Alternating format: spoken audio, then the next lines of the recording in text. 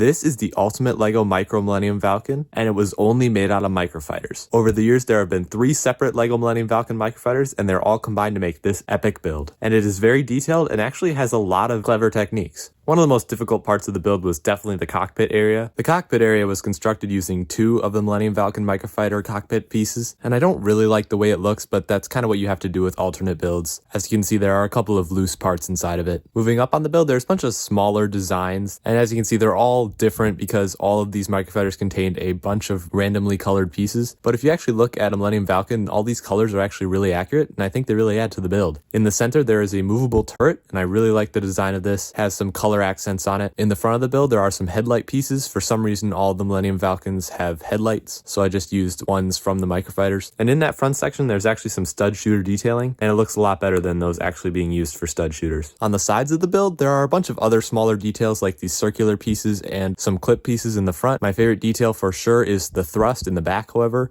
I just think it looks so cool, and even though not technically accurately shaped, I still think it works well. My least favorite part of the build, besides the cockpit, is definitely the radar dish. It is very misshapen because I used a cockpit piece. It really should use one of the radar dish pieces, but that piece was already being used for the circular pieces in the back, so I had to make do with what I had. But yeah, that's my Micro Millennium Falcon, and overall I think it looks super cool, especially for an alternate build.